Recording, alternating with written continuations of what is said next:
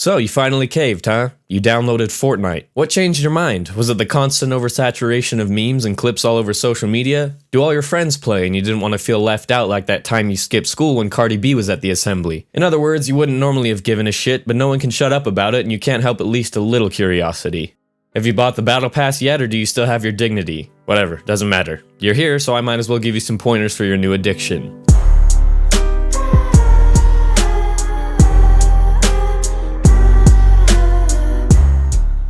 So you're on the bus with your new rave skin that you spent $10 of your mother's money on, ready for action, but first, you gotta decide where you're gonna drop. About half the game will drop Tilted Towers, and the rest will go for whatever big cities they can instantly drop to, or Dusty Divot because of the new crack rocks in Season 4, but this spot seems to become less popular every day, which leaves about 20 people to fill out literally everywhere else. Obviously, this isn't 100% accurate, but it's pretty damn close. You might think Tilted is the last place you want to drop when you're first starting out, but I'd actually argue the opposite.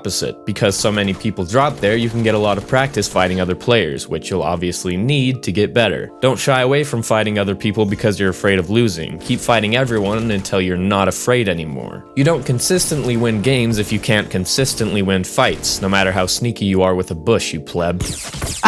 Be sure to mix up your drop though and learn what few spots you like the most as you experiment. A few places I like to drop when I'm not feeling like fighting my way through a literal clusterfuck include ruins, factories, or Lonely Lodge if I'm feeling cheeky. Remember that most people drop right away, so waiting for a later drop on the far side of the map will usually mean less players, therefore an easier time looting for you. When you're looting, always be listening for that angelic sound that emanates from chests so you can maximize your chances of getting higher tier gear. Search all the ammo crates, and perhaps most importantly, hit all of the one-hit destructible items where you are to get as much material as possible. You can have all the aim in the world, but if you can't build, it doesn't mean much.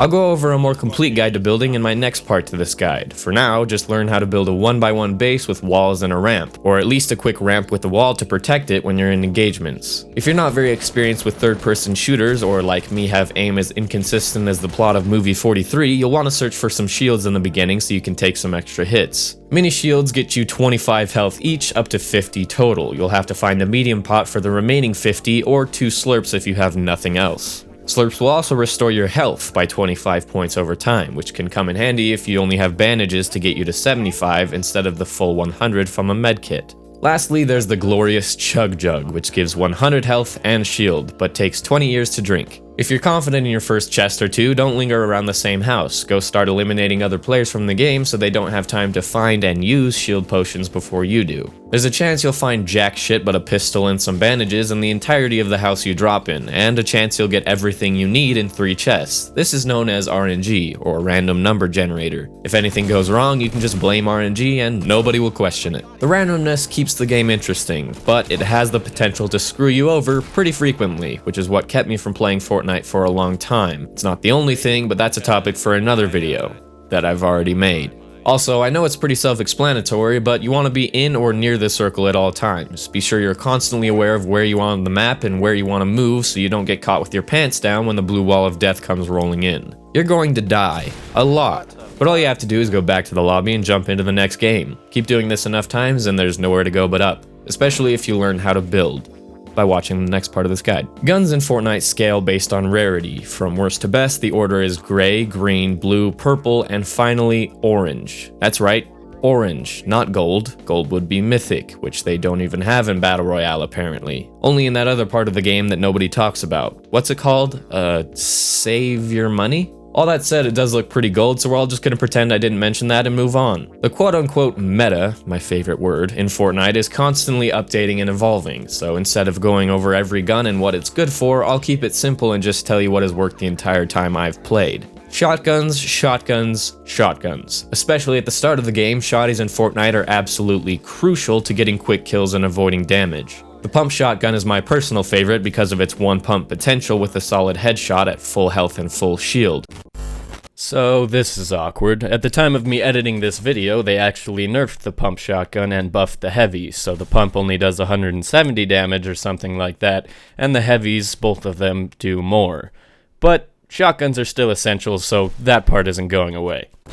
But the tac makes up for this with twice the fire rate. In other words, use both. Hit your opponent with a high damage pump shot, then quickly switch over to the tac to finish the job. If you hit your shots, the amount of damage you do in a short time is frankly ludicrous, but we both know you're gonna miss a few of them shits. In place of the tac shotgun, the tac SMG is great for shredding through enemy building at close range, and the LMG can achieve the same effect but with less accuracy. You'll also want to have a trusty rifle at your side at all times for mid-range engagements. If you somehow missed it from the billions of memes, the SCAR is your best option if you can find it, and when you do find it, be sure to orgasm over the mic to flex on all of your non-SCAR having ass nibbas. Look what I got, bro.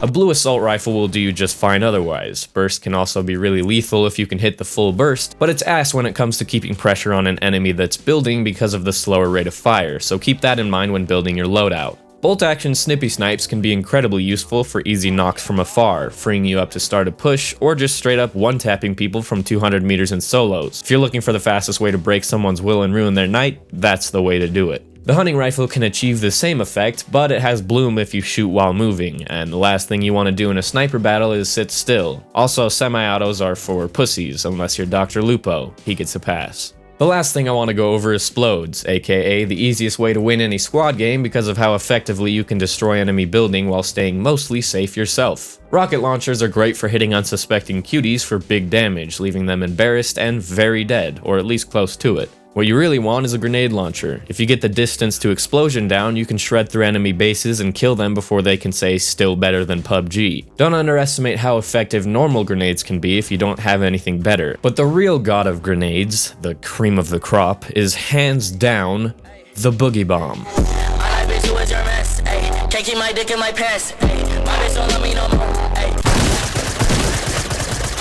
No, but for real, clingers have a blast radius of over 9,000 and can be stuck to players or on building for massive damage. I'll leave it up to you to decide what else you like and want to play around with more. I'm just here to tell you what I know works, as well as rush this video along because I'm trying to get this out tomorrow from the time I'm writing this, and this video is gonna be late. Always be moving. Even when you're in the middle of nowhere and you're positive there's no one around, still jump around like you're playing an imaginary game of Crossy Road because you never know when a bush sniper is hiding around the corner. Don't get tunnel vision. Even in fights where you have a clear advantage, be sure to check your surroundings and quickly make sure there are no sneaky snakes waiting to pick you off. I can't tell you how many times I've been focusing on a battle only to get shot in the ass with a sniper from the hilltop right next to me. And the most important tip of all, be sure to tell everyone you know about your Fortnite wins. Post them on your Snapchat story and everything. Trust me, nobody is sick of it yet.